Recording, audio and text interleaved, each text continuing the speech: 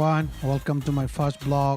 Hojik pung budi yang wali adubu agi video di evening gooding gi upload tokjabrina adoi damuktai na mayamda good evening hajabani mayamna agi reaction video mayam ama yengbiramani adubu agi maramdadi tasengba wamta khangamoy ngasi gi agi ahama vlog sidi agi mung aduga agi maramda tasengba wanga ta hajage mayamna yengbada tabda nuainaba masala thaga amta jaroi tasengba wanga ta hajage adune mayam ngasi gi vlog asi hawnaba tawsi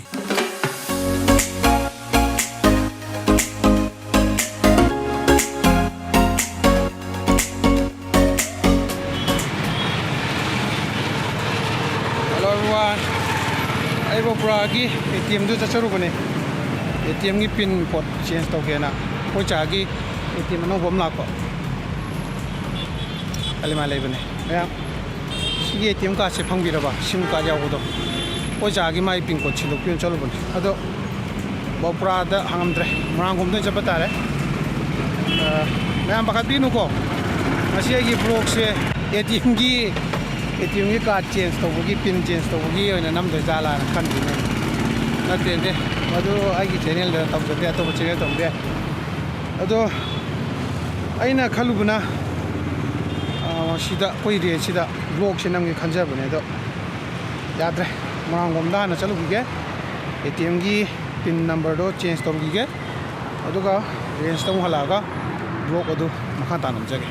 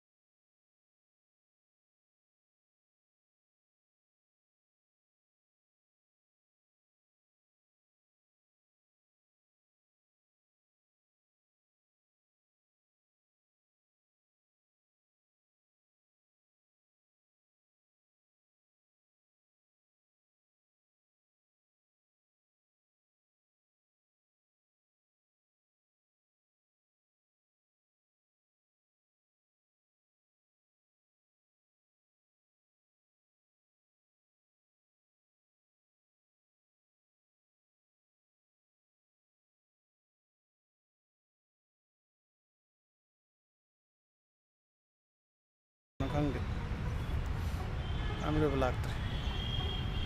Aise Manipuri filmmaker mani, juga uji kualitas dah YouTuber macam mana? Kau yang poni marponi hai benda, mana MU ki boys hostel la calu saya benda.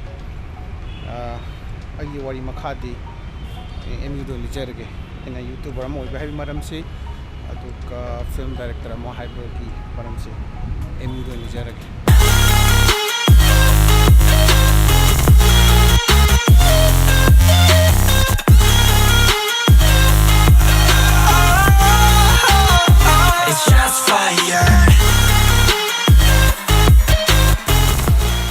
Aduga ina aise filmmaker mane haibi maramdi aigi banner family studio production house ki makada aisi ma mari putok chagre ahum amadi hall la kapol ogre DVD chu putok chagre hairiba aigi film mayam ado ina aigi channel da thagalaga loi thamani adu kari guma mayamna film sing ado yeng bata ga su aigi description dai hapcharamge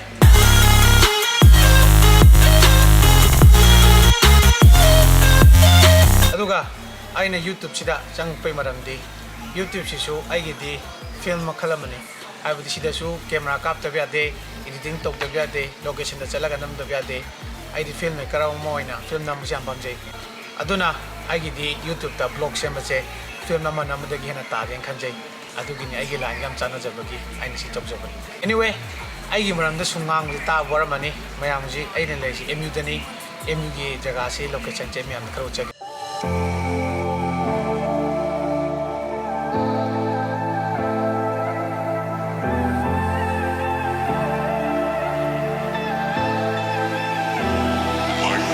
You are ruthless. You don't give a damn about what I do. You think you're the coolest.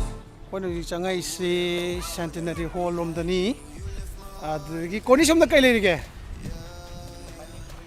Manipuri department su lai di som da. Yengo me. But I can barely use it now. You left my heart in YouTube rama haibasi when YouTube da masagi puthokcharaga video thagapdo ko YouTuber hai on content tawraga thagapdo magi subscriber laigera lairogera view yamgera yamoigera koina hojik laise anthropology department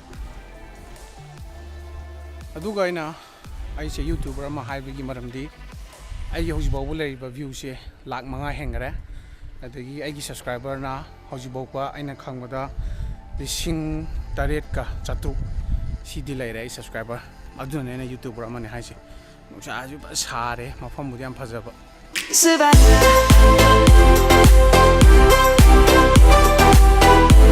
adagi amana aigi YouTube account si monetize tawre revenue lakpa hore aigi subscriber sing thank you very much hajiningi hoy nu julai se university man library mada manung da kapa ya da gi di khangdre adubu pe chang ha pe yeng simi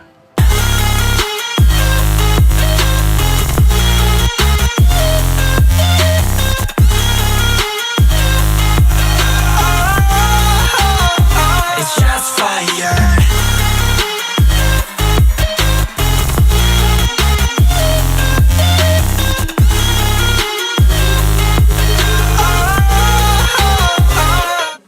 mayam hauji MU gi do manung da kapira no moina hare adu da kaptre kasu kai den khale MU gi mayam ni na kapam ni na ko